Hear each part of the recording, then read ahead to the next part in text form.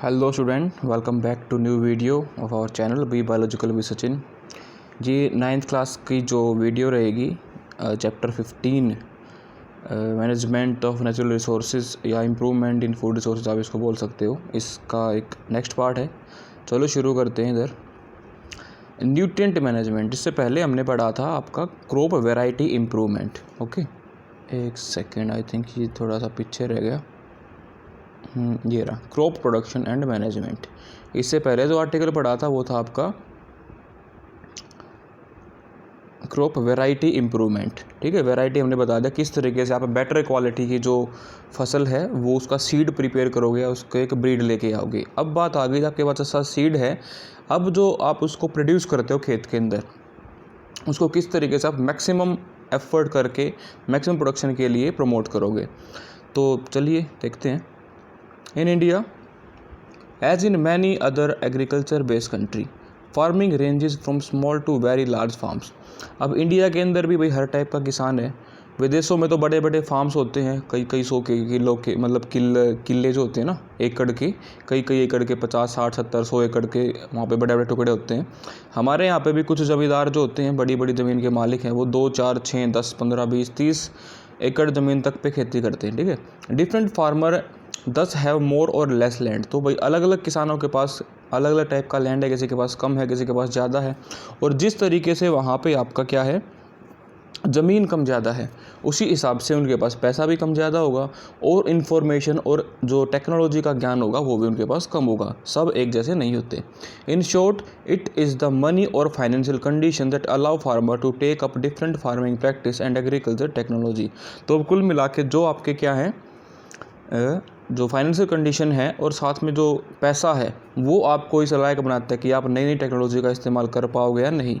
There is a correlation between higher input and yield. सीधा सीधा relation है भाई। देखो, जितना ज़्यादा स्मार्ट किसान, जितना पैसे वाला किसान, वो उतना ज़्यादा पैसा लगा के खेत पे ज़्यादा नई नई टेक्नोलॉजी का इस्तेमाल करके क्या कर सकता है, वो ज़्यादा पैदावार कर सकता है। सीधा सीधा रिलेशन है, ठीक है, पैसे का। दस the farmer purchasing capacity for input decide the cropping system and production practice.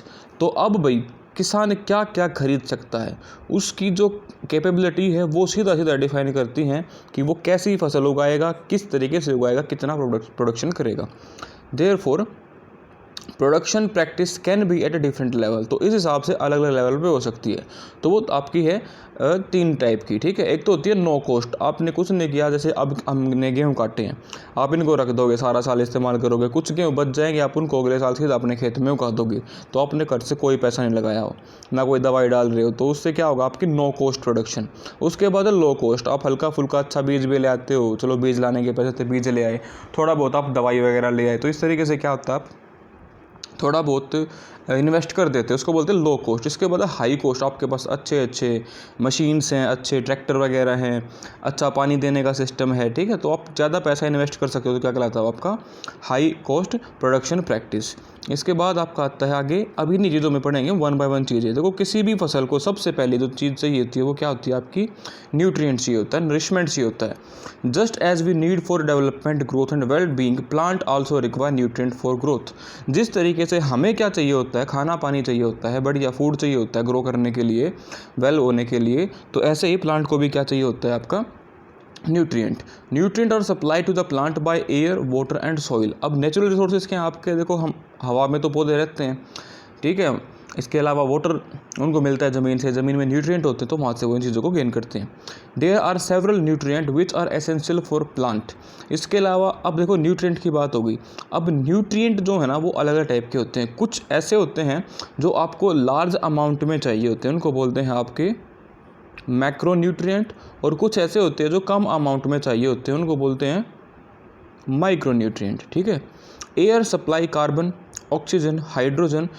ठीक है, क्या लिखा है, सॉरी, एयर से मिलती है आपको कार्बन, ऑक्सीजन, सॉरी, कार्बन मिलती है, और ऑक्सीजन और हाइड्रोजन मिलती है आपको वाटर से। ये आपको शायद मैंने 10th क्लास में बताया था। देखो, अभी आप 10th में नहीं हुए, आपको नहीं बताया। देखो, H2O प्लस में CO2, इनका इस्तेमाल करके बनता है ग्लूकोज। ठीक है, तो ये होती है आपकी फोटोसिंथेसिस। तो H2O से तो लेगा वो हाइड्रोजन और ऑक्सीजन, और CO2 से लेगा वो सिर्फ कार्बन। समझ गए।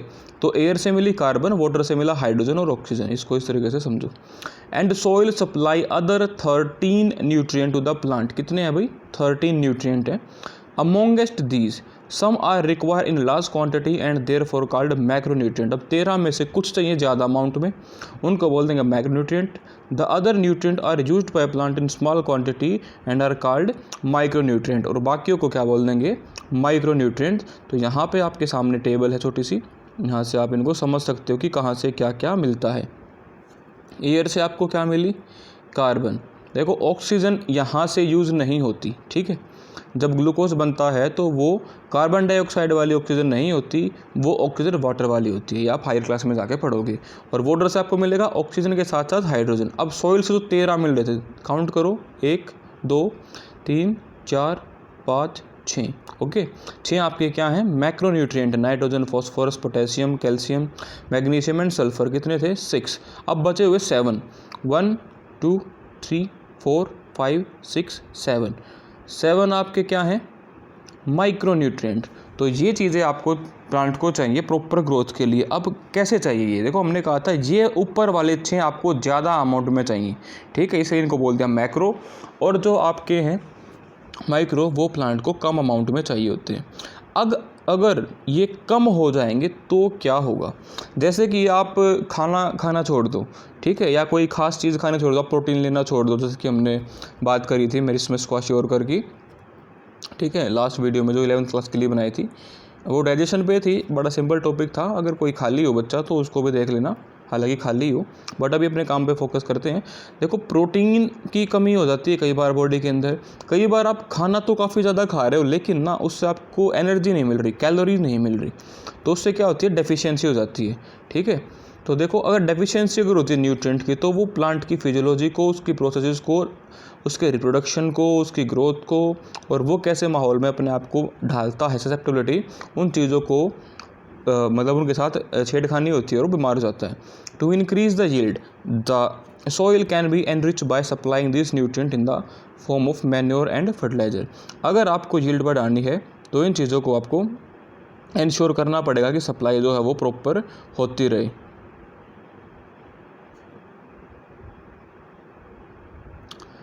अरे बहुत देख लिया यार, है ना। क्वेश्चन देख लेते हैं, माइक्रोन्यूट्रिएंट क्या होते हैं, उनको मैक्रोन्यूट्रिएंट क्या होते हैं, उनको मैक्रोन्यूट्रिएंट क्यों कहा जाता है। देखो भाई मैक्रोन्यूट्रिएंट वो होते हैं जो एक प्लांट को ज़्यादा अमाउंट में चाहिए होते हैं, और क्योंकि वो ज़्यादा अमाउंट में चाहिए होते हैं इसलिए उनको बोलते हैं मैक्रो।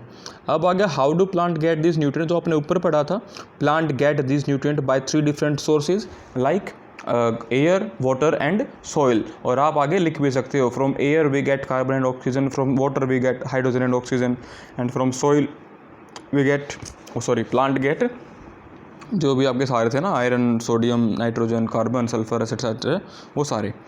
अब है आपका आगे मैन्योर। देखो भाई मैन्योर आपने सुना होगा, सीधा सा खाद पानी का होगा, पौधों में खाद पानी डाल देना, ठीक है। तो वो खाद पानी क्या है एक्चुअली, वो आपका मैन्योर है। Manure contain large quantity of organic matter, ठीक है।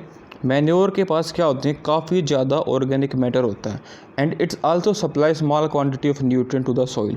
ऑर्गेनिक मैटर प्लस में न्यूट्रिएंट भी ये देता है जो ज़मीन को। Manure is prepared by the decomposition of animal excreta and plant waste.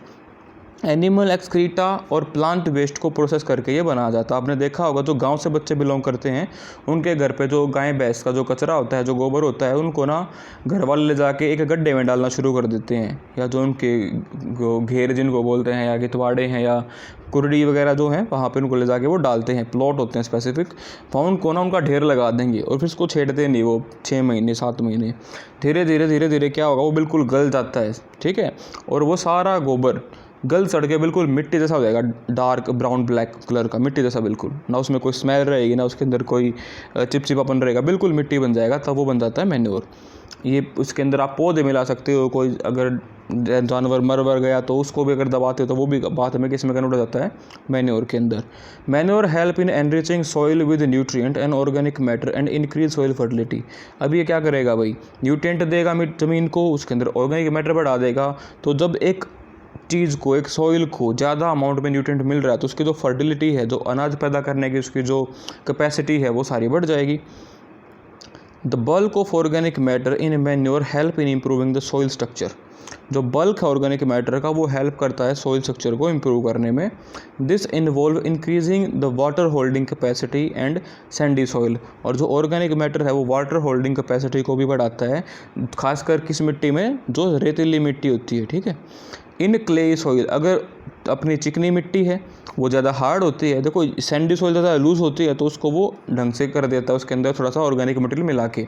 अब क्ले है वो बिल्कुल पत्थर जैसे मिलती है आपको, तो उसके अंदर ऑर्गेनिक मैटर मिलेगा तो क्या हो जाएगा, वो उसके अंदर से पानी को निकालना शुरू कर देगा। और उसमें वाटर जो लॉगिंग होती है, वाटर लॉगिंग क्या होती है, खेत में आपने पानी डाला वो सूख ही नहीं रहा है, ठीक है। वाटर लॉगिंग, पानी खड़ा रह गया खेत के अंदर, वो कब होता है, जब मिट्टी के अंदर पानी नहीं जा पाता। और ऐसा होता है अक्सर चिकनी मिट्टी में, क्ले सॉइल में, क्योंकि उसके अंदर के जो छेगा वो कम होते हैं। लेकिन अगर आप इसके अंदर ऑर्गेनिक मैन्योर मिला दोगे तो वो सब प्रॉब्लम ठीक हो जाएगी। In using manure we use biological waste material which is advantageous in protecting our environment from excessive use of fertiliser. अब क्या लिखा है कि भाई जब हम ऑर्गेनिक मैटर बनाते हैं तो उस टाइम पे हम ऑर्गेनिक चीज़ों का इस्तेमाल करते हैं या उस वेस्ट का इस्तेमाल करते हैं जो एनवायरनमेंट को ख़राब कर सकता है। लेकिन आपने क्या कर दिया, उसको बना दिया यूज़फुल। और आपने क्या किया उससे, मतलब अगर हम फर्टिलाइज़र इस्तेमाल करते हैं, देखो फर्टिलाइज़र में और मैन्योर में क्या डिफरेंस है, इनका डिफरेंस भी मैं आपको दिखा देता हूँ टेबल में, गूगल पे ले जाके। वैसे आपको बताता हूँ यहाँ पे कि फर्टिलाइज़र जो होते हैं वो केमिकल से बनाए हुए होते हैं, लेबोरेटरी के अंदर बनते हैं। इनके अंदर ये जो माइक्रो न्यूट्रिएंट्स है वो बहुत ज़्यादा अमाउंट में होते हैं, ठीक है। और ये स्पेसिफिक होते हैं, इनके अंदर सारे नहीं होते, मतलब 3 4 5 मिला के एक बना जाता है। मैन्योर में सारे होते हैं, बल्क में होते हैं।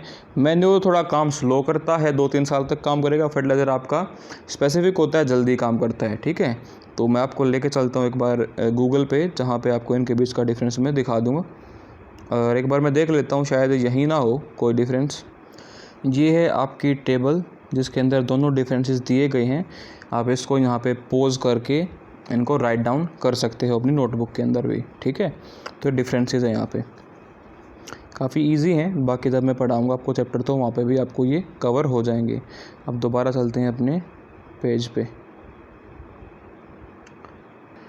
तो वो आपने देखे थे अभी डिफरेंसेस। उसके बाद आते हैं using biological waste material is also a way to recycle farm waste. हम जो फार्म वेस्ट होता है, जो गाय भैंस का फार्म होता है, वहाँ पर जो कचरा पैदा होता है पेड़ पौधों से या उनके गोबर से, उसको भी हम रीयूज़ कर सकते हैं, रिसाइकल कर सकते हैं। Based on the kind of biological material use, the manure can be classified as. अब मैन्योर के ना क्लासिफिकेशन है, मैन्योर भी 2-3 टाइप का आपका होता है। सबसे पहले आता है आपका कंपोस्ट और vermi compost. The process in which farm waste material like livestock excreta, cow dung, vegetable waste, animal refuse, domestic waste, sewage waste, straw, eradicated weed and decomposed in pit is known as composting। देखो क्या करते हैं, हमें गड्ढा करते हैं खेत के अंदर या कहीं भी खुली जगह में। इस गड्ढे के अंदर हम क्या डाल देंगे, सारा जो गोबर वगैरह होता है ना, पेड़ पौधे हैं या जो खेत से आपने अडंगा निकाला है, वीड्स वगैरह निकाले हैं, वो सब कुछ इसके अंदर डाल के इसको छोड़ देंगे। अगर इसको नॉर्मल छोड़ दें ढक के तो बनता है ये सिर्फ कंपोस्ट। लेकिन अगर हम इसके अंदर कुछ केचुए भी छोड़ देते हैं, अर्थवॉर्म, आप समझते हो ना, अर्थवॉर्म्स को अगर हम यहाँ पे इसके अंदर अर्थवॉर्म को छोड़ देते हैं तो क्या बन जाएगा, ये आपका वर्मी कंपोस्ट। उन वर्म से नाम आ गया वर्म, ठीक है, vermicompost. The compost is rich in organic matter and nutrient. इनके अंदर काफ़ी न्यूट्रिएंट होंगे, ठीक है। Compost is also prepared by using earthworm to hasten the process of decomposition. हाँ, इस प्रोसेस को फास्ट करने के लिए हम क्या कर सकते हैं, केचुए का इस्तेमाल भी कर सकते हैं। जैसे कि क्या कहलाएगा ये आपका, this is called vermicompost. इसके बाद है ग्रीन मैन्योर। ग्रीन मैन्योर देखो, prior to the sowing of the crop seed some plant like sun hemp गोड और grow in the then mulch by plugging them into the soil. एक खेत है, उसके अंदर आपको कोई फसल उगानी, उससे पहले आप ये हिम्प वगैरह के पौधे को उगाओ और उसको ट्रैक्टर से या उसको डिवाइसेस से काट के उसके अंदर ही मिक्स कर दो सॉइल के अंदर, ठीक है, ग्रीन पौधे को ही। दिस ग्रीन प्लांट दस टर्न इनटू ग्रीन मैन्योर, और ये बाद में कन्वर्ट हो जाएंगे किसके अंदर, ग्रीन मैन्योर के अंदर, और हेल्प करेंगे सॉइल क्वालिटी को एनरिच करने में। किसकी हेल्प, किसी न्यूट्रिएंट को बढ़ा देंगे, नाइट्रोजन और फॉस्फोरस को। या आपने इस टेबल में पढ़ा था कि नाइट्रोजन फॉस्फोरस दोनों ही क्या होते हैं, मैक्रो न्यूट्रिएंट्स होते हैं। अब आ गए हम केमिकल न्यूट्रिएंट के ऊपर। अब केमिकल में क्या रहेंगे, जो फैक्ट्रीज़ के अंदर बनाए जाएंगे, जो आपने अभी टेबल में डिफरेंसेस पढ़े थे, तो इनको बोलते हैं fertiliser. Fertiliser are the commercially produced plant nutrient. ये वो प्लांट न्यूट्रिएंट है जिसको हम कमर्शियल लेवल पे बनाते हैं, फैक्ट्रीज़ के अंदर बनाते हैं, इनको बेचते हैं। Fertiliser supply nitrogen, phosphorus and potassium. देखो, नाइट्रोजन, फॉस्फोरस एंड पोटेशियम। अब आप ये कहोगे कि भाई के क्यों लगाए पोटेशियम के लिए, ये इसका सिंबल होता है। तो NPK, अगर आपके आसपास आपके पेरेंट्स हैं तो आप उनसे पूछ सकते हो कि खेत के अंदर NPK डालते हैं या नहीं, या फिर बोलना कि यूरिया डालते हैं या नहीं खेत के अंदर, ठीक है। तो ये भी क्या करता है, हाई सप्लाई करता है नाइट्रोजन की। They are use to ensure good vegetative growth. इससे क्या होगा, ज़्यादा लीव्स आएंगी, ज़्यादा ब्रांचिंग आएगी, ज़्यादा फ्लावर्स आएंगे, giving rise to healthy plant. ज़्यादा बढ़िया हेल्दी आपका पौधा बनेगा क्योंकि उसको खाना अच्छा मिल रहा है। लेकिन ये सारा शॉर्ट टर्म के लिए होता है, ये केमिकल है तो नुकसान भी करते हैं। Fertiliser are the factor in higher yield और हायर कॉस्ट फार्मिंग। ये हाई यील्ड तो बढ़ाते हैं, लेकिन इसके ऊपर पैसा भी काफ़ी लगता है, तो ये हाई कॉस्ट जो फार्मिंग होती है उसके अंदर हेल्प करते हैं। फर्टिलाइज़र अब कैसे होने चाहिए या कैसे अप्लाई करने चाहिए। Fertiliser should be apply carefully in term of proper dose. ऐसा नहीं है कि जैसे आप डॉक्टर के पास गए और डॉक्टर ने कहा भैया आपकी 3 दिन की मेडिसिन, आपको सुबह दोपहर शाम तीनों टाइम खानी है, एक टैबलेट। ऐसा नहीं है कि आप ठीक होने के चक्कर में आप बीमार हो तो आप सारी दवाई एक टाइम पे खा लोगे, ऐसा नहीं है। प्रॉपर डोज की फॉर्म में खेत को दिए जाते हैं टाइम टू टाइम, ठीक है। और इसके अलावा ऑब्जर्व भी करते हैं हम कि प्री और पोस्ट एप्लीकेशन प्रिकॉशन की पहले क्या चीज़ें होनी चाहिए खेत के अंदर, बाद में क्या होना चाहिए, अगर कोई नुकसान है तो उसको बंद करना चाहिए। तो कुल मिला के बड़े ध्यान से हर एक चीज़ को नोटिस करते हैं हम। राइट डाउन तो नहीं करते, लेकिन दिमाग में किसान अपना रख लेता है कि मैंने जब ये डाली है NPK या दवाई डाली है या जो फर्टिलाइज़र डाला है उससे पहले क्या ग्रोथ थी और बाद में क्या ग्रोथ है। For example, sometime fertiliser get washed away due to excessive irrigation and are not fully absorb by the plant. देखो कई बार क्या होता है, खेत के अंदर डाल दिया और फिर पानी दे दिया प्लांट्स को। अब क्या होगा, प्लांट को जो पानी दिया ना वो पानी इतना ज़्यादा दे दिया कि उसने सारी के सारी जो फर्टिलाइज़र उसको वहाँ से बहा दिया, उसको बहा के कहीं और ले गया वो, ठीक है, या कहीं कोने में इकट्ठा होगा खेत में। This excess fertiliser then lead to the water pollution. और अब क्या होगा, वो ज़्यादा पानी जहाँ जाएगा ना उस फर्टिलाइजर को लेके, वो सारा का सारा वाटर क्या हो जाएगा, पॉल्यूट हो जाएगा। Also, as we have seen in previous chapter, continuous use of fertilizer in an area can destroy soil fertility because of the organic matter in the soil is not replenished and microbes in the soil are harmed by fertilizer used। देखो क्या होता है, कई बार अगर हम ज़्यादा fertiliser डाल देंगे तो वो सोइल आपकी ख़राब हो जाती है, क्योंकि आपने उसके अंदर ज़्यादा डाल दिया, वो इस्तेमाल में तो आया नहीं सारे का सारा न्यूट्रिएंट, साथ में वो केमिकल थे तो वहाँ पे रहने वाले जो माइक्रोब्स थे उनको भी मार दिया उसने, ठीक है। तो उससे कोई मिला के आपकी जो फसल है वो ख़राब हो जाएगी, ज़मीन ख़राब हो जाएगी। Short term benefit of using fertiliser and long term benefit of using fertiliser manure. देखो भाई, फर्टिलाइजर शॉर्ट टर्म के लिए होता है, मैन्योर लॉन्ग टर्म के लिए होता है। Maintaining soil fertility have to be considered while applying optimum yield. तो भाई देखो, ज़्यादा अगर आपको फसल बढ़िया चाहिए तो आपको मैन्योर के साथ जाना चाहिए, ना कि फर्टिलाइजर के साथ, क्योंकि फर्टिलाइजर आपका कुछ टाइम के लिए हेल्प करता है लेकिन मैन्योर आपका लगातार हेल्प करता है। तो क्वेश्चन है, compare the use of manure and fertiliser. जो आपको मैंने टेबल दी वो इसका आंसर हो जाएगा, आप उसको जाके पढ़ सकते हो और यहाँ पे लिख भी सकते हो इस आंसर की जगह पे। इसके बाद आपका आता है तीसरा, ऑर्गेनिक फार्मिंग, जो आजकल काफ़ी ज़्यादा ट्रेंड में है। Organic farming is a farming system with minimal और no use of chemical as fertilizer, herbicide, pesticide. देखो हर्बिसाइड क्या होते हैं, जो खेतों में अननेसेसरी पौधे होते हैं, फालतू के पौधे होते हैं, उनको मारने के लिए जो दवाई इस्तेमाल होती है। पेस्टिसाइड क्या होते हैं, जो कीड़े मकोड़ों को मारने के लिए इस्तेमाल होती है, ठीक है। फर्टिलाइज़र आपने देखा ही था, न्यूट्रिएंट होते हैं। इनके बिना इस्तेमाल के अगर आप खेती करते हो उसको बोलते हैं ऑर्गेनिक फार्मिंग। आपने जो खीरे देखे होंगे आजकल, दो कुकुम्बर आते हैं, एक आता है बिना बीज का, एक आता है पुराना जो पहले से आता था, जो नया आता है ना डार्क ग्रीन कलर का बिना बीज का, वो ऑर्गेनिक है, ठीक है। And with a maximum input of organic manure, recycled farm waste, use of bio agents such as the culture of blue green alga in preparation of biofertilizer, neem leaves and turmeric specifically in grain storage as biopesticide, with a healthy cropping system, crop rotation as discussed below, these cropping system are beneficial in insect pest and weed control. देखो क्या क्या लिख दिया इन्होंने, लिख दिया कि भाई आप मैन्योर का इस्तेमाल करो, ठीक है, बायो फर्टिलाइज़र का इस्तेमाल करो, अगर स्टोर कर रहे हो फसल को तो वहाँ पे नीम के पत्तियाँ डाल दो, इसके अलावा हल्दी की जो गुठलियाँ आती हैं, गांठें आती हैं, उनको दबा दो वहाँ पे, ठीक है।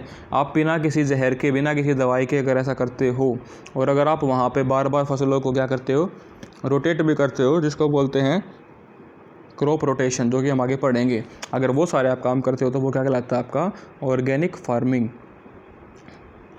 अब इसमें आता है क्रॉप मैनेजमेंट में सेकंड पार्ट आपका, देखो भाई आपने फसल उगा दी, केयर कर दी, अब आता है उसको प्रॉपर पानी कैसे दोगे, जो इरिगेशन है, ठीक है।